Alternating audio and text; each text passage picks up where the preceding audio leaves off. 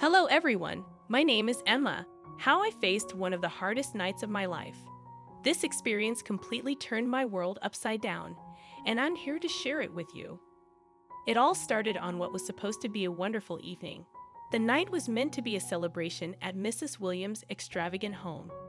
Her house was stunning, with grand crystal chandeliers hanging from the ceiling, casting a beautiful warm light all around. The dinner table was perfectly set with fine china that looked like it had come straight from a high-end store, each piece gleaming under the soft glow of the lights. It was the kind of family dinner where everyone was supposed to enjoy themselves, and I was genuinely excited. I had some incredible news to share. Recently, I had been promoted at work, and it was a big deal for me. I had been working hard in my marketing career for years, and this promotion to senior marketing director felt like a huge accomplishment. I remember standing in front of the mirror, making sure my dress looked perfect, smoothing out any wrinkles, and taking a deep breath. I was ready to tell everyone, and I expected they would be happy for me. I imagined smiles, applause, and maybe even a toast to celebrate. As we started eating the appetizers, I felt nervous but eager to share my news. I leaned over to my husband, Ben, who was sitting beside me, and whispered, "I have some great news to share." He nodded and smiled encouragingly, letting me know it was the right time to speak up. So I took a deep breath, turned to the rest of the family, and with a big smile, I announced, "I've been promoted to senior marketing director." But instead of the applause and excitement I had expected, the room went completely silent. The smiles vanished, and everyone just stared at me. Mrs. Williams, Ben's mother, who was sitting at the other end of the table, narrowed her eyes at me. Her lips pressed tightly together, forming a thin line of disapproval.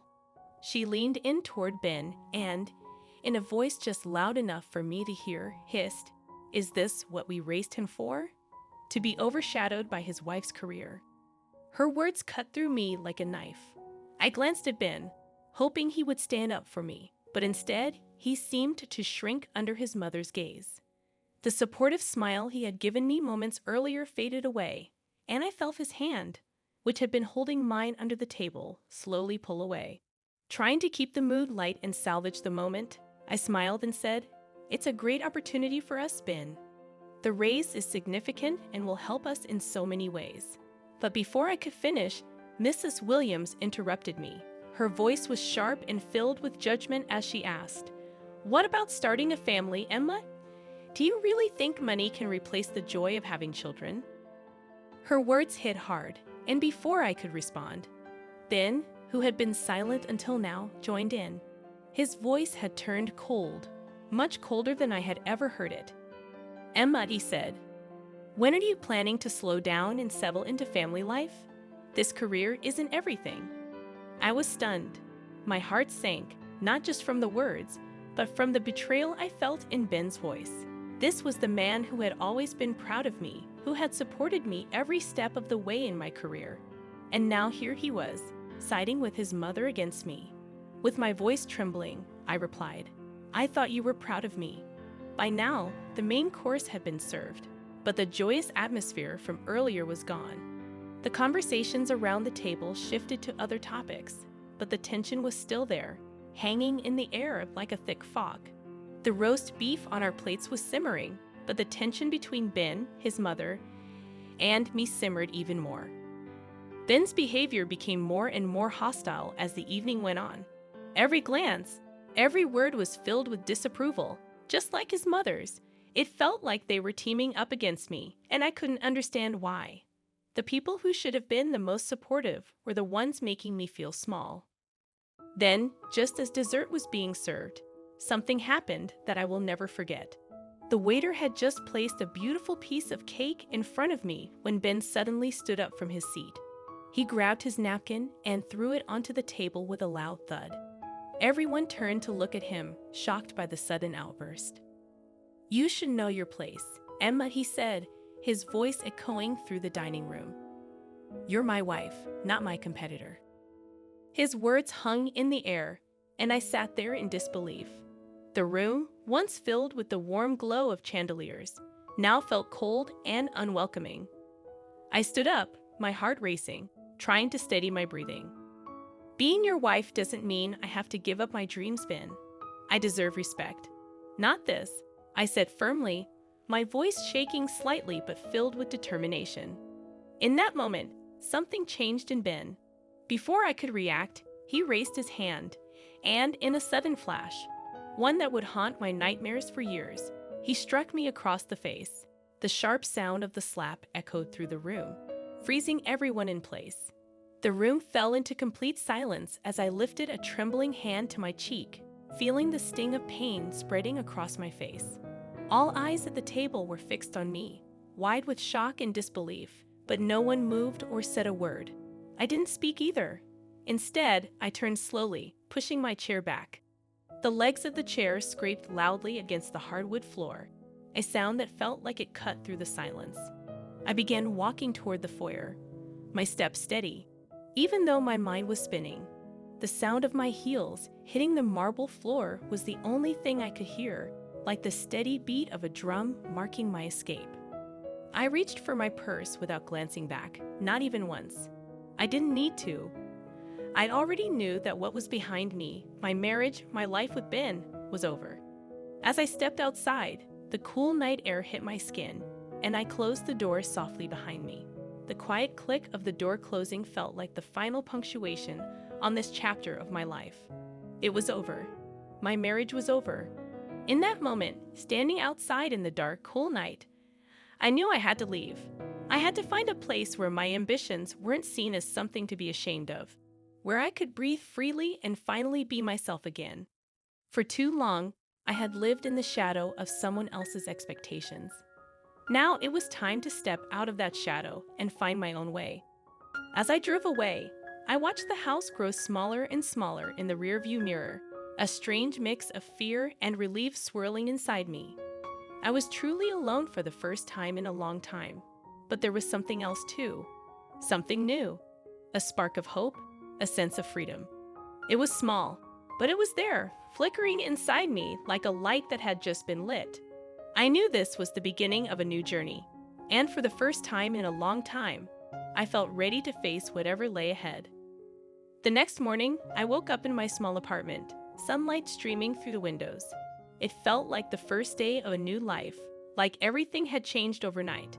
The events of the previous night still felt fresh in my mind, and yet at the same time, they seemed distant, almost like they had happened to someone else. My phone buzzed with messages. Friends were reaching out after hearing whispers about what had happened. Messages of concern, confusion, and questions filled my screen, but I ignored them. I couldn't focus on explaining myself right now.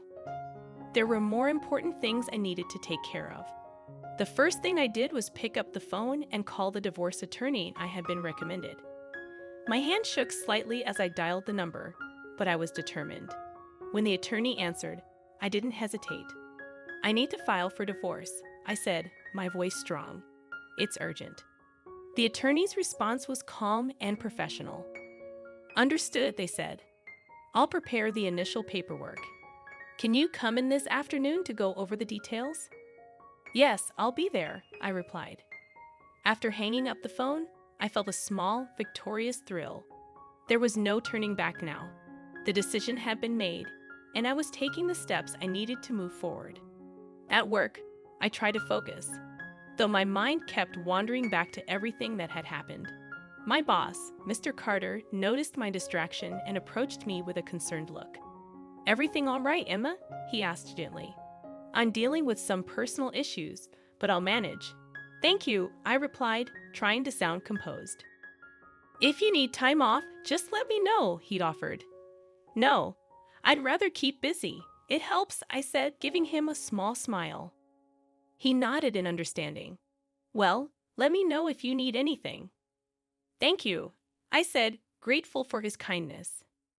As I returned to my work, I couldn't help but feel that despite the chaos in my personal life, I was taking control. The steps I was taking were difficult, but they were necessary. It was the start of something new. And, while I didn't know exactly where this new path would take me, I was ready to find out. I threw myself into my work, finding comfort in the familiar tasks that helped keep my mind off everything going on in my personal life. The routine of my job was a welcome distraction, and my coworkers were incredibly supportive, which made it easier to breathe even when the weight of my marriage falling apart felt overwhelming. "Hey, Emma, I heard about last night. Are you okay?" Sarah, one of my closest friends at work, asked me, her voice filled with concern. "It's been tough, Sarah," I admitted, trying to keep my voice steady, "but I'll get through it." Sarah gave me a reassuring smile. "You're stronger than you think.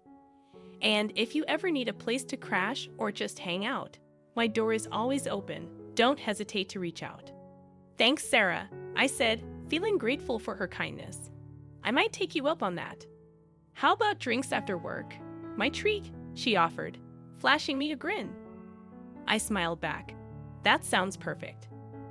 Later that evening, over drinks, Sarah and I talked about everything. I poured out my heart to her, sharing the details of my crumbling marriage and the emotional roller coaster I had been on. Despite all the turmoil and uncertainty, I found moments of relief in our conversation. Sarah's presence and our laughter, even if just for a few hours, helped me feel like things would be okay.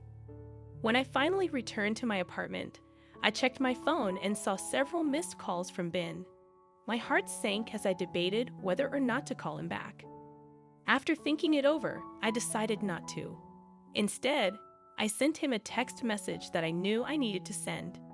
**A filed for divorce. Please respect my space during this time. ***. I typed and hit send.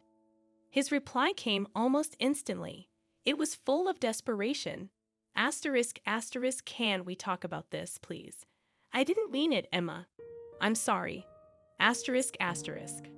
I stared at his message for a moment, my emotions swirling. I knew what I needed to say. ***, needs space, Ben. Good night. ***, I replied, keeping my response firm but brief. As I put my phone away, I felt a wave of mixed emotions wash over me: sadness, relief, anger, and something else: determination. I was free now, or at least I was on the path to freedom. There was no turning back. I looked around my small apartment, which was simple but cozy. It was my space, my sanctuary. No one could hurt me here, and that gave me a deep sense of peace. This was where I could start fresh and rebuild. As I thought about Ben, I realized how much his own decisions had led us to this point. His mother's toxic influence had clouded his judgment, and in the end, he had pushed me away. It was sad, really, that he had let himself get caught up in someone else's views. But that wasn't my burden to carry anymore. That night, as I lay in bed, I felt something new stirring inside me. I wasn't just surviving anymore. I was stepping into a new phase of life, a phase where I could finally start living again. Tomorrow, I would be stronger, and the day after, even more so. This was just the beginning, and I knew I was ready for whatever came next. In the days that followed, I focused on my career with renewed energy. I threw myself into my work, becoming more involved in larger, more impactful marketing campaigns. My hard work didn't go unnoticed, and soon my network began to grow as I connected with influential people in the industry. I was invited to host webinars and lead workshops, showcasing my expertise and leadership skills. My career was taking off, and I felt proud of how far I had come. One busy Sunday morning, I was sitting at my desk reviewing campaign proposals when my phone buzzed with an incoming call. Glancing at the screen, I saw it was Olivia, a well-known contact in the marketing world. "Hey, Emma," she greeted me warmly when I answered. "Hi, Olivia. How's it going?"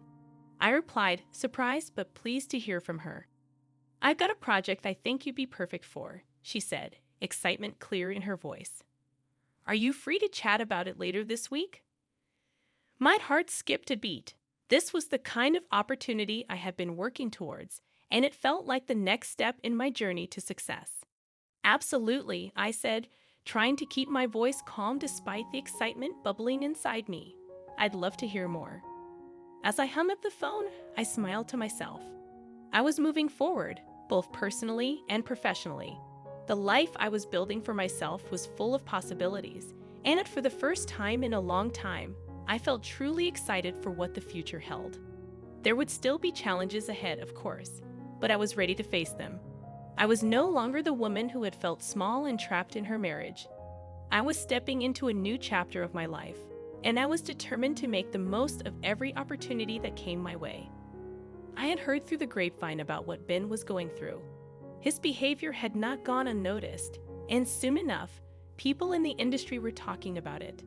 The same people who once respected him were now distancing themselves. At an industry meetup one day, I overheard bits of a conversation between two executives. "He's looking for work again," one of them said, shaking his head. After what he did to Emma, who would hire him? The words stung, but they also felt like confirmation that I wasn't the only one who saw the damage Ben had caused. While my career was thriving, Ben was struggling. The roles had completely reversed. First, he tried to reach out to me several times, sending messages and asking for help. But I ignored them until one afternoon when I received a text that made me pause.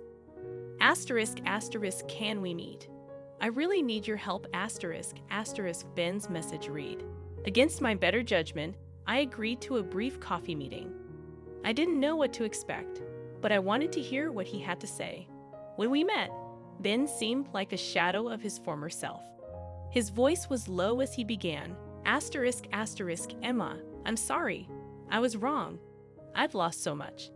I can't find work anywhere. It's like all the doors are closed to me. Asterisk, asterisk. I listened, feeling a mix of emotions. Part of me felt sorry for him, but another part of me remembered everything that had happened. Asterisk, asterisk, I'm not in a position to rewrite the past. Ben, asterisk, asterisk, I said softly but firmly. Asterisk, asterisk, you made certain choices, and now you're facing the consequences of those choices. Asterisk, asterisk. Asterisk, asterisk, no. But you could help me? You could talk to people. Tell them I've changed, asterisk, asterisk, he pleaded. I shook my head gently. Asterisk, asterisk, the professional community talks, Ben. People know what happened. This isn't just about me anymore. It's about the choices you made, and people see that. Asterisk, asterisk. As I left the cafe, I felt a strange mixture of pity and resolve. Ben was learning a hard lesson, one about respect and the long-lasting consequences of his actions. It was a lesson he had brought upon himself, and there was nothing I could do to change that. Back at work, I threw myself into my projects with renewed energy. My experiences, as painful as they had been, were now a source of strength. I was determined to use them to help others. It was bittersweet, realizing that sometimes the hardest personal trials could lead to the greatest professional triumphs. With my divorce finally finalized, I felt a sense of relief wash over me. It was like I could finally exhale after holding my breath for so long. This new chapter of my life wasn't just about moving on. It was about taking everything I had learned and using it to fuel my future. At work, my role expanded beyond my usual responsibilities. I started a mentorship program for young women in marketing. I wanted to give back, to help others navigate the challenges I had faced, both in my career and in life. My own experiences of overcoming adversity drove me to create a space where these women could feel supported and empowered. One day, during a mentorship session, I met Claire, a bright and ambitious intern who reminded me a lot of myself at her age. She was eager to learn and filled with potential. During one of our conversations, she looked up at me with curiosity, her notebook in hand, ready to take notes. "Emma, how do you handle criticism, especially from people who think you don't belong?" she asked earnestly. Her question made me pause. I thought back to all the moments when I had been doubted or questioned, both in my personal life and in my career. The answer wasn't easy, but it was something I had learned through experience. Asterisk, asterisk, you have to remember that criticism often says more about the person giving it than about you, asterisk, asterisk, I told her. Asterisk, asterisk. There will always be people who think you don't belong or who doubt your abilities, but it's up to you to prove them wrong by staying true to yourself and your goals. Don't let their opinions define you. You belong where you are, and the only person who needs to believe that is you. Asterisk, asterisk. Claire nodded, a thoughtful look crossing her face. Asterisk, asterisk, thank you, Emma. That really helps. Asterisk, asterisk. I smiled, feeling proud not only of the progress I had made in my own life, but also of the impact I could have on others.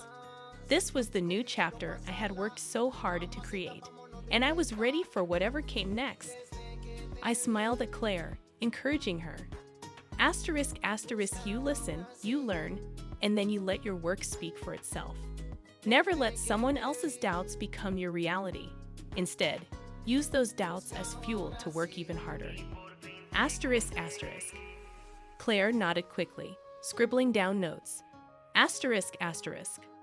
But what if it gets really tough? Asterisk, asterisk, she asked, looking up at me. Asterisk, asterisk. Then you reach out, asterisk, asterisk, I said. Asterisk, asterisk, lean on your network, find mentors, and never be afraid to ask for help. We're stronger together. Asterisk, asterisk, I emphasized the importance of having support during challenging times. The mentorship program wasn't the only bright spot in my life. My social circle had also grown, and I was often invited to speak at industry events and social gatherings where I shared my story and the lessons I had learned. At one such event, a networking dinner for top marketing professionals, I was approached by David, a former colleague who had heard about my recent achievements. Asterisk, asterisk, Emma, I have to say, your talk was really inspiring, asterisk, asterisk, David said, with admiration in his voice. Asterisk, asterisk, how you keep pushing forward after everything, asterisk, asterisk.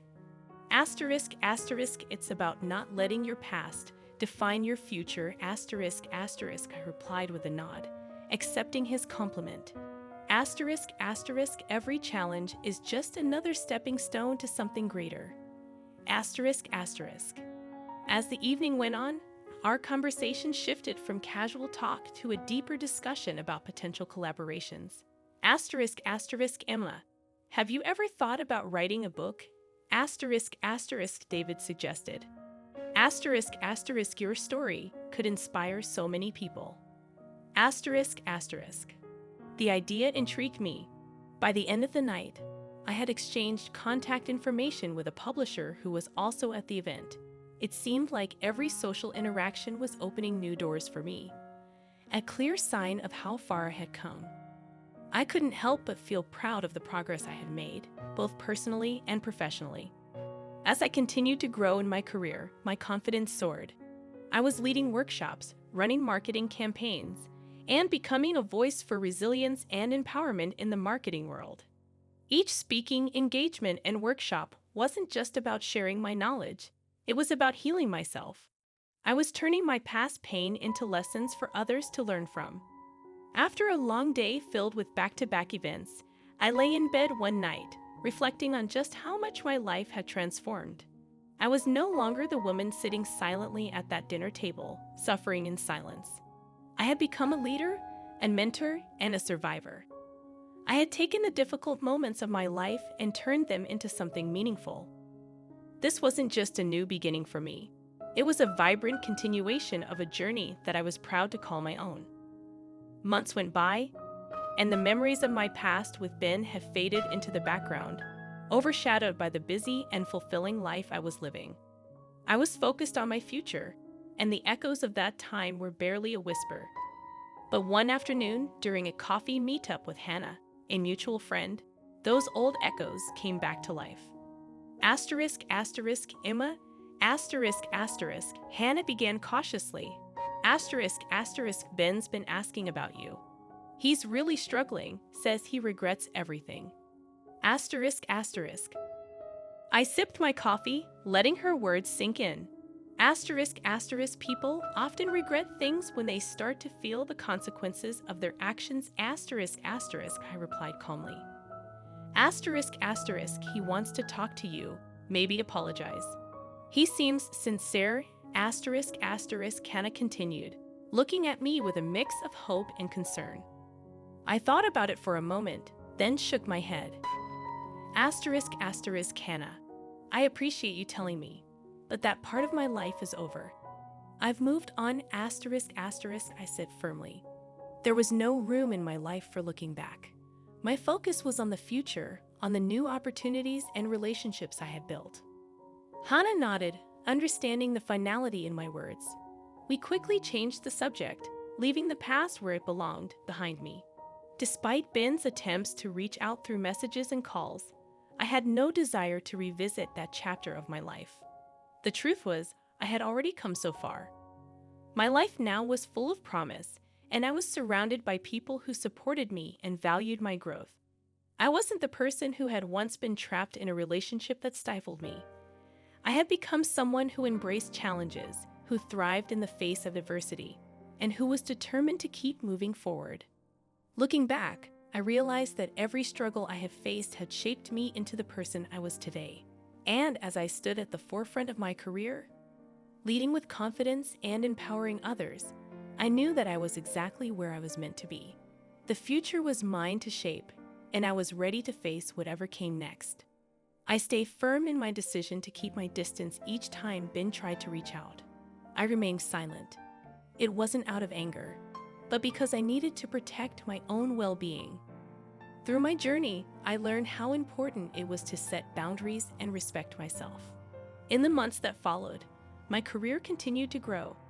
I spoke at conferences, led exciting marketing campaigns, and saw my mentorship program flourish. The impact I was making felt real and fulfilling. Sharing my story on different platforms inspired others who were also facing their own challenges. One evening, as I reflected on the past year, I realized how much I had changed. I hadn't just survived, I had thrived. My life was now filled with purpose and success. Knowing that Ben regretted his choices wasn't something that gave me satisfaction. Instead, it reminded me of the serious consequences of disrespecting others. As I closed my journal, which was filled with plans and reflections, I felt a deep sense of peace. My experience with Ben had pushed me onto a path of empowerment and achievement. My victory wasn't in his regret, but in my own strength.